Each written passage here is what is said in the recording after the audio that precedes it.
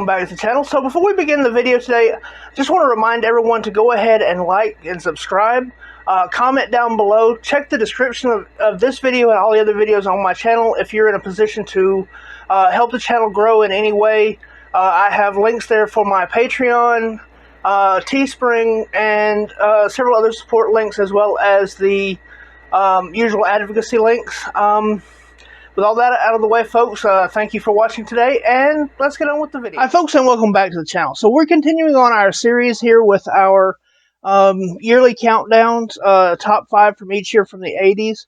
But before I get into the video itself, I just want to say a huge thank you to everybody who has participated in the tag video that I did. Had a lot of fun with that. Got some great responses from some people. If you're seeing this and haven't checked it out, there's a playlist. Just go to the playlist on my channel, and everybody that has responded up to this point in time will be on there.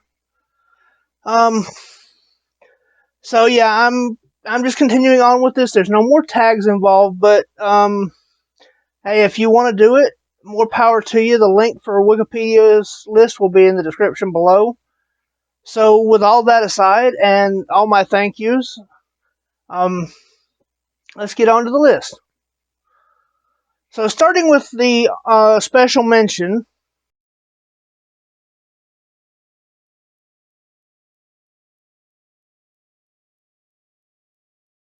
we have Saturday the 14th. So it's not a good movie. It's really not. It's a comedy poking fun at the monster movies from the 50s. And some of the earlier ones too. There's a whole Dracula thing, you know, Creature from the Black Lagoon. It parodies those. It's just stealing the name from Friday the 13th. This is one of those movies that is not a great comedy. It's not really horror. But it's super 80s. So much fun. And it's one of those movies that I grew up on. I saw this one as soon as it came out on cable. It just has a lot of nostalgia for me, and I really enjoy this movie for what it is. Richard Benjamin is in it. He's the lead actor. Better director than he ever was an actor. Great eye for stuff. Not the best comic timing, but he was a staple of that era, the late 70s into the 80s. And Paula Prentice is great. Jeffrey Tambor is absolutely great as the we can't use the name Dracula, but it's Dracula. And the confrontation at the end between him and Van Helsing in this is just absolutely hysterical to me. It's not going to be a movie for everybody. If you don't love the 80s and you don't love the cheese, this movie isn't for you. But for me, it's a special mention because it's nowhere near as good as the rest of them on this list. But it's a movie that I love. And if you like cheesy 80s, you should really check it out.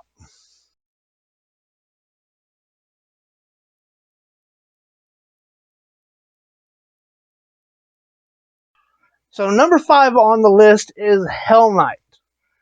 This is a movie starring Linda Blair. It's a little bit slow-paced, but it's a lot of fun. It's a haunted house movie with a twist. If you haven't seen it, it's really good. It really builds up the suspense and tension in it. There's not a huge amount of payoff, but it's still an awesome movie. It's a lot of fun. Linda Blair does great. Of course, we all love her from The Exorcist. And this is one of those roles that was a pretty big role for her in that day and time, and really established her second half of her career. She's a great scream queen. The other actors in it are all very good for what it is.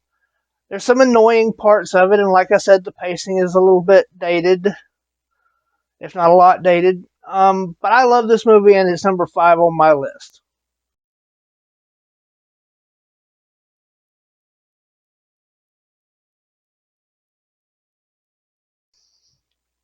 So number 4 on the list is a Canadian slasher. A lot of people put Terror Train on the 1980 list, which was a Canadian slasher with Jamie Lee Curtis. There's not any names in this one that you're going to recognize, but It's definitely that, 80s feel to it. It's definitely a knockoff of, in a way, it's a knockoff of Friday the 13th. But it has a really cool mask in this one. The guy's a miner, so he's wearing that 70s blackout mask with the breather hose on it. Kind of a gas mask, kind of a miner's mask, and really good atmosphere, a lot of fun, a lot of cheese. Kind of see a pattern developing with these movies, but it's just such a great representation of the 80s. The killer in it is creepy looking. There's a mystery involved, a couple of red herrings. I really like the sheriff in this. I don't know the actor's name. It was on the card before I started talking about it, but I really liked his performance in it. Him and the mayor both.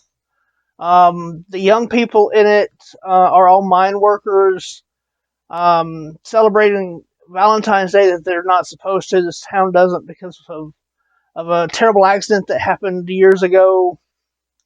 And Harry Warden comes back and starts killing off all these mine workers and all these people.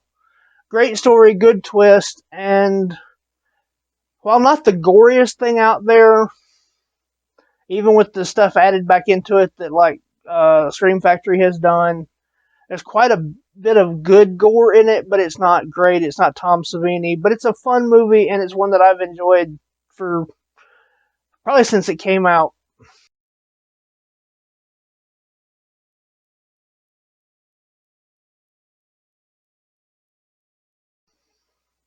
So number 3 on the list is The Howling.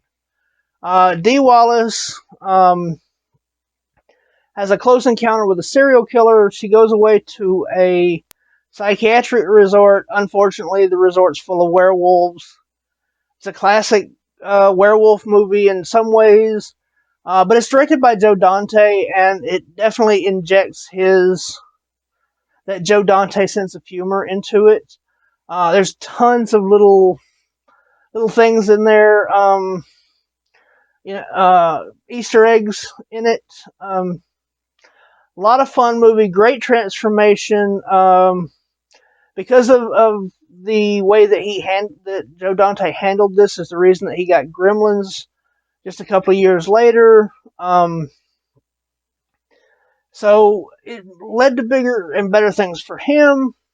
Not that this movie's not great, because I love this movie.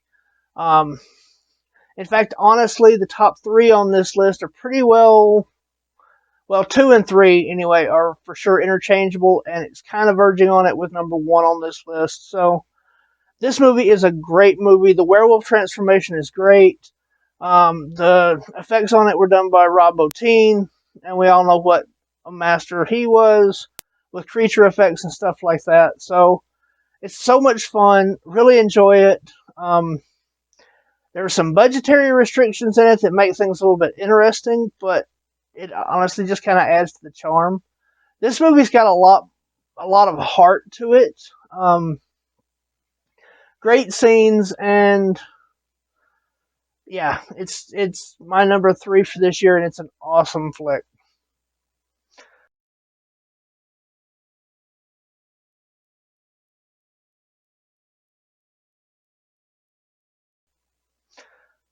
So number 2 for me on this list is the original Evil Dead. Of the 4 Evil Dead movies, this is my least favorite. But it doesn't mean that I don't absolutely love this movie. We get Ashley, the pre-runner to the Ash character that Bruce Campbell plays later on. It's still the same character, but this is definitely not nearly as developed as what he becomes later. The whole thing with this is about atmosphere. The whole movie is really about building atmosphere and building tension, as much as it is haunted house and possession and demonic spirits and all of that. The cinematography in it's great.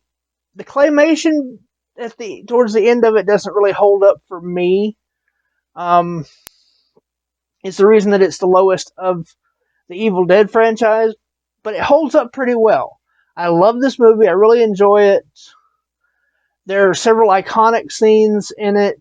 I know some people take severe issue with the sequence in the forest. Doesn't really bother me all that much. It's a product of its time. If they did it now, it would probably be. I would probably agree that it would be wrong and annoying. So, it is what it is. It was 1981. Great movie. Sam Raimi was the director. Bruce Campbell is Bruce Campbelling all over this movie. And like I said, it's number 2 for the year.